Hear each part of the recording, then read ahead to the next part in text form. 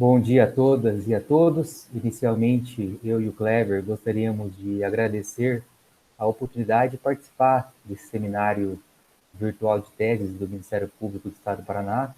Mesmo no momento bastante difícil que estamos vivendo, é uma oportunidade para a gente poder contribuir e repensar a nossa atuação de forma que possamos, de forma bastante inteligente, né, fazer mais pela sociedade paranaense. Então, nosso trabalho, né, antes de iniciar a apresentação dele, eu gostaria de explicar o motivo pelo qual eu e o Clever decidimos escrever e inscrever esse trabalho que se chama Princípio da Eficiência em Ministério Público, a gestão de processos e a regra de Pareto em prol da otimização da atuação ministerial. Bom, fui promotor de inicial na comarca de Pontal do Paraná. Naquela época, tinha uma assistente de promotoria que veio a tirar licença maternidade, ficar fora, afastada por 6 meses. Então, tive a ideia de chamar um dos aprovados e que aguardavam nomeação do último concurso para promotor de justiça. Foi uma ideia que aparentemente se revelava interessante do ponto de vista da promotoria, que pegaria uma pessoa já experiente, gabaritada, com vontade de trabalhar por esse período de tempo de 6 meses, e do lado de quem aceitasse esse encargo, né, um promotor recém-aprovado, ele poderia ter uma experiência bastante peculiar na promotoria única, né, de bastante volume, e que seria uma experiência talvez interessante.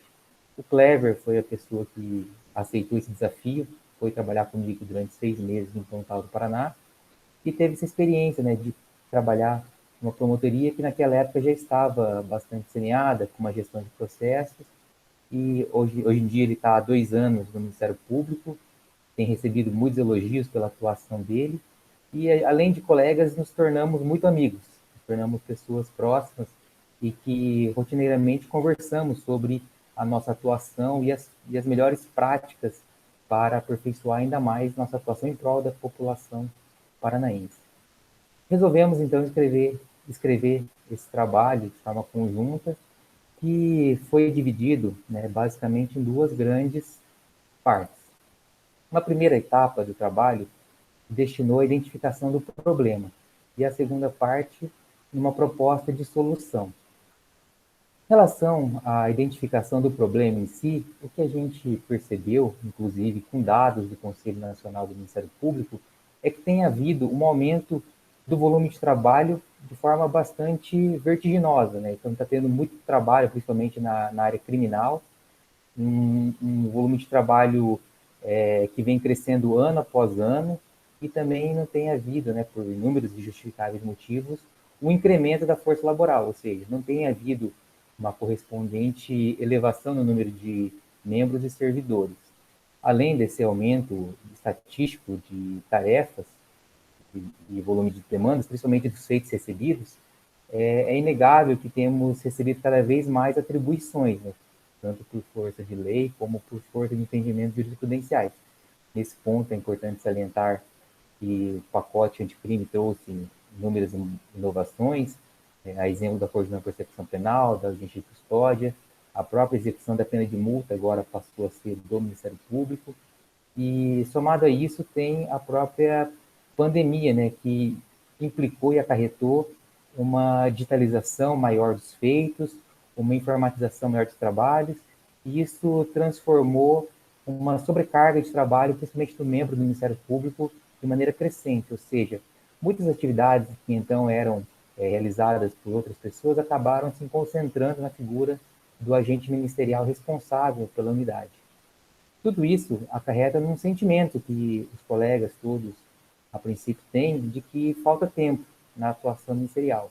Então, existe uma falta de tempo em razão dessa sobrecarga de trabalho e muitas vezes não conseguimos fazer tudo aquilo que queríamos. Ou seja, temos uma vontade de trabalhar muito mais estratégica, não apenas apagando aqueles focos de fogo, né, aqueles incêndios, mas sim ter uma visão geral do todo e trabalhar de forma realmente efetiva na transformação da sociedade.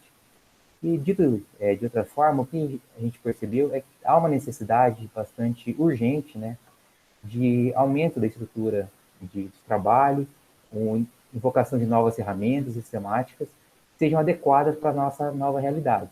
Então, identificado esse problema em si, a gente passou a pensar em formas de resolvê-lo.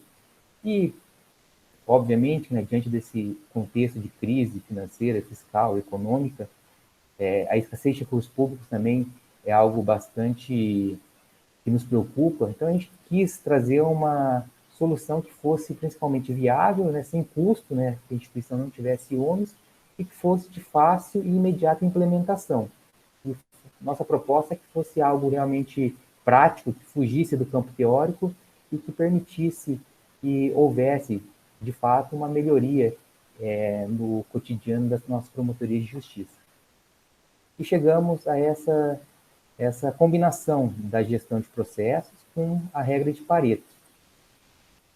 Bom, falando um pouquinho da gestão de processos, é uma técnica eminentemente gerencial e atualmente, né, o grande expoente é o BPM, Business Process Management, mas em relação à gestão de processos, ela, de forma bastante resumida, é uma prática que já vem sido até adotada pela Subplan, que tem desenhado bastante modelos de fluxogramas a serem implementados nas promotorias, sobretudo na área judicial, disponibilizando. E nas promotorias de justiça, o que a gente entende que é bastante pertinente, foi inclusive uma prática que eu levei lá para Pontal e uso até os dias de hoje, que é realmente identificar as principais rotinas laborais de uma promotoria de justiça. Então, mapeado esses fluxogramas usualmente adotados pelas promotorias de justiça, a gente consegue visualizar de que forma que tem tramitado os procedimentos. E além disso, né, além de identificar de que forma que ele tem caminhado, a gente consegue perceber eventuais gargalos, eventuais entraves, eventuais vai e vens de forma desnecessária e consegue fazer uma melhoria desses fluxos de trabalho a fim de que eles sejam muito mais fluidos, muito mais céleres e evitem desperdício tanto de tempo como de recursos que são tão preciosos nos dias atuais. Mas o que a gente também percebeu, inclusive na prática, é que apenas a gestão de processo, né, o mapeamento, o estabelecimento de um fluxograma mais adequado, isso não é suficiente para absorver essa quantidade gigantesca de trabalho que tem vindo a cada dia. Aliás, muito pelo contrário, né? A partir do momento que se tem uma promotoria saneada, estabelecida, adequada, o que acontece é que há uma potência maior de trabalho, ou seja, a unidade é capaz de absorver muito mais demanda do que anteriormente. Isso traz, obviamente, maior trabalho, né, para dentro da promotoria. E, além disso, existe um destravamento, né? Aquelas causas que até então ficavam represadas, elas acabam ganhando velocidade, ganhando fluidez, e realmente exige com que a unidade, a equipe toda da promotoria, tenha elementos capazes de lidar com esse grande volume de trabalho. E daí que surgiu a ideia de aproveitar outro instrumento, né, bastante interessante, que é o princípio de Pareto. Também é conhecido como regra 80-20. Essa ferramenta ela vem justamente nessa seguinte situação, né? A partir do momento que a gente consegue identificar, levantar quais as situações mais comuns e mais impactantes de cada órgão ministerial, a gente consegue definir estratégias para enfrentamento do todo, ou seja, não só daquelas causas que são mais volumosas, mas também aquelas causas que são menos volumosas, mas que têm um impacto muito maior na sociedade, e também até mesmo combater a origem, né, daquele macro problema dos quais se originam essas causas que podemos dizer são repetitivas. Então, o que é o princípio de Pareto? O princípio de Pareto é uma constatação que foi inicialmente verificada pelo economista italiano Vilfredo Pareto, de que 80% dos resultados advém de 20% das causas. Ou seja, não existe uma correlação simétrica entre causa e efeito, entre esforços e recompensas. Existe uma assimetria, um desequilíbrio entre essas duas situações. No exemplo prático, que é costumeiramente dado, né, para explicar a regra de Pareto, diz respeito à riqueza da população. Né? Tanto em âmbito local como em âmbito mundial, o que se percebeu é que 80% da riqueza está concentrada nas mãos de 20% das pessoas. Essa constatação de desequilíbrio proporcional, desequilíbrio, de assimetria, é verificada em vários outros ambientes. No mundo dos negócios, isso ganhou muita notoriedade, principalmente porque o exemplo que a gente tem, né, prática é o exemplo do cardápio do McDonald's. Antigamente, o cardápio do McDonald's oferecia cerca de 30 opções, e sendo que 3 dessas opções, né, notadamente os hambúrgueres, as batatas fritas e os refrigerantes, correspondiam por mais de 80% do lucro. Então, eles viram que não tinha muita razão de insistir, né, nos outros 27 itens de forma tão premente, e sim focar um pouco dos esforços, né, tanto na produção, como no marketing, vendas, desses 3 itens que eram realmente aqueles que davam um maior retorno. Então, o lucro, né, e, a, e o investimento, eles tinham uma correlação assimétrica. Trazendo essa constatação para o nosso mundo do direito, o que a gente percebeu é que fizemos um estudo que consta no nosso trabalho. Esse é o nosso trabalho, ele vai estar disponível para vocês lerem com mais atenção. É um trabalho que ficou muito denso, foram 10 páginas de muito estudo, mas o que chamou a atenção, né, especificamente em relação à aplicação, né, do princípio de Pareto no nosso Ministério Público é que, no período de 12 meses, do ano passado até esse ano, o Ministério Público, como um todo, do Paraná, ofereceu 118.555 denúncias, imputando os mais variados crimes. Foram aqui especificadas mês a mês. O interessante é que, exatamente na regra de Pareto, 80% dessas denúncias, ou seja, mais de 95 mil delas, disseram respeito apenas a 10 tipos de crime. Então, o que a gente constatou é que, do universo de mais de 1.000 tipos penais existentes, o Ministério Público do Estado do Paraná, 80% dessas denúncias focaram em 10 tipos de crime. E qual que seria a implicação prática dessa constatação? É que a gente pode procurar meios de tornar mais eficiente essa questão que é muito volumosa. A gente não está querendo dizer que tem que ser algo engessado, tem que ser algo automatizado. Muito pelo contrário, é necessário se atentar às peculiaridades de cada caso concreto, entender que por detrás de cada caso há vidas e legítimos interesses em jogo, mas que realmente é possível estabelecer mecanismos para otimizar a atuação nesses casos mais volumosos. Isso automaticamente nos dá tempo, nos dá outros recursos, atenção, energia, para trabalhar tanto, né, o foco, né, a origem desses macroproblemas, como também atuar de forma coletiva, preventiva, inclusive mediante políticas públicas. Então, a nossa ideia é viabilizar esse potencial que o Ministério Público tem de atuar tanto em causas individuais como em causas coletivas, que muitas vezes, mesmo que sejam um percentual atualmente pequeno da atuação, ela corresponde e tem um impacto muito grande. Então, também é outra constatação do princípio de Pareto, né? Muitas vezes, aquela minoria de causas mais complexas, mais importantes, mais coletivas e preventivas, ela tem um resultado muito maior do que causas individuais. Evidentemente que as causas individuais têm, obviamente, sua importância e necessidade de serem observadas e atuadas de forma com bastante zelo, qualidade e presteza, que é natural dos nossos nobres colegas. Então, a nossa ideia é aplicar o princípio de Pareto, uma otimização da atuação nos casos mais frequentes e ganhar tempo para atuar de forma coletiva, de forma preventiva, incluindo políticas públicas.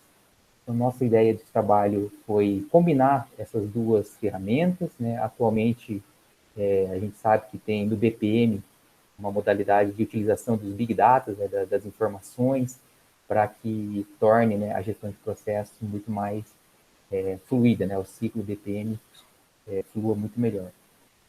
Bom, mas nosso trabalho foi nessa linha, o Clever vai dar continuidade para explicar as nossas conclusões e a tese que a gente preparou. Bom, bom dia a todas e a todos. Reitero as palavras do Gladson, agradecendo à Escola Superior na pessoa do Dr. Eduardo Cambi e parabenizando também aqui pelo seminário virtual de teses. Como o Gladson já disse, eu tive a oportunidade de trabalhar por 6 meses em Pontal do Paraná, período em que eu já estava aprovado no concurso, aguardando somente a posse e a nomeação, e tive a sorte de ter essa experiência prática única. Tive o privilégio de não aprender somente sobre a rotina de uma promotoria, os sistemas do Ministério Público do Paraná, mas também a questão da gestão de processos, que o Gladson aplicava naquela promotoria. Eu despertei, então, para a necessidade dessa gestão e os benefícios que ela traz para a atuação ministerial. Concluindo o nosso trabalho, portanto, é importante ressaltar que ele se iniciou com a identificação de um problema, qual seja o aumento do volume de trabalho, com as novas atribuições e demandas, e a consequente falta de tempo dos membros. Então, dessa forma, constatou-se a necessidade de que os órgãos de execução eles precisam de ferramentas, estruturas e sistemáticas de trabalho que permitam aos membros que neles atuam o fiel exercício de suas funções, mas de forma efetiva e real. Então, diante desse problema e da escassez de recursos públicos, principalmente nesse momento que estamos vivendo de pandemia, e bem como também à luz do princípio da eficiência, os novos métodos de trabalho a serem conjuntamente pensados e implementados, eles devem ser viáveis na prática. Ou seja, eles devem ser sem custo e de fácil implementação, porque nada adianta apresentar uma ideia, uma proposta que a instituição não vai conseguir implementar, né? Então, esses novos métodos de trabalho a serem pensados, eles têm que propiciar uma maior produtividade e economicidade das unidades ministeriais. E é essa a ideia do nosso trabalho, né? De modo que os membros e a equipe como um todo consiga efetivamente fazer o mais com menos. Claro que sem prejuízo da qualidade da atuação. Então, o trabalho foi pensado e constatado da importância de implementação de uma gestão de processos nas unidades ministeriais, objetivando o mapeamento dos fluxos de trabalho, a visualização e eliminação dos gargalos, dos entraves que prejudicam a rotina do dia a dia e o estabelecimento de fluxogramas adequados para cada atividade e de acordo com a promotoria, seja ela especializada, ela uma promotoria inicial ou até uma procuradoria de justiça. Isso tudo, como o Gladson já disse, na esteira do que já vem sendo desenvolvido pelo Ministério Público do Paraná, como a gente pode perceber na página da intranet da Subplan, com alguns fluxogramas lá, principalmente da área do extrajudicial, notícias de fato, PAs, que já vinha apresentado lá. Então, o mapeamento e o estabelecimento de fluxogramas, ele visa, sobretudo, a obtenção de forma conjunta e constante, é o que a gente sempre ressalta, de estar fazendo isso em conjunto com a administração e com a equipe, de trazer soluções criativas e viáveis para tornar a atuação como um todo ela mais produtiva e eficiente. Além dessa questão da gestão de processos, então, e tendo em vista que o princípio de Pareto, também conhecido como regra 80-20, ela também pode se fazer presente na atuação ministerial, como já muito bem explicado pelo Gladson, mostra pertinente apurar quais são as situações mais frequentes e impactantes dentro dos órgãos de execução. Então, é relevante identificar quais são as situações mais habituais, mais frequentes que afetam as unidades ministeriais, pois com isso elas vão permitir aos membros, como gestores da unidade ministerial, de suas unidades, promotorias de justiça, procuradorias, áreas administrativas, direcionar os esforços para que a equipe consiga lidar de forma mais eficiente com os casos, gerando o quê? Economia de tempo, energia, recursos necessários para a análise, principalmente das questões sociais, coletivas, atuação preventiva, e conseguindo ter mais tempo também para poder enfrentar as questões mais complexas. Isso sempre pensando em benefícios a serem trazidos cada vez mais para a população como um todo. Então, a proposta nossa é combinar a gestão de processos com a regra de Pareto. E isso trazer o quê? A otimização da atuação ministerial, que ela pode ser buscada com a adoção e implementação de algumas ferramentas, que vão permitir um melhoramento das rotinas laborais. E quais ferramentas poderiam ser essas? Quais medidas podem ser essas? Orientações e treinamentos em relação aos temas mais corriqueiros, a criação e aperfeiçoamento constante dos aparatos a serem apresentados para a equipe, que vão poder facilitar a análise dos casos concretos e a elaboração das respectivas peças, como roteiros, formulários, modelos, e sempre deixando claro e ressaltando que aqui a gente não traz a ideia de engessar a atuação, mas pelo contrário, que deve ser sempre revisada, adaptada e sempre aperfeiçoada. Além da informatização e sistematização de bancos de dados e arquivos, automação de tarefas estritamente repetitivas, dentre outras soluções. Então, por fim, e já encerrando, é importante deixar claro e destacar que, diante das inovações tecnológicas que surgem a todo momento e ganham, inclusive, o mundo jurídico, inclusive na seara do poder público, a proposta aqui apresentada ela pode ser cada vez mais adaptada e aperfeiçoada, e buscando sempre uma atuação cada vez mais moderna do Ministério Público. Eu agradeço a participação aqui e encerro o nosso trabalho. Obrigado.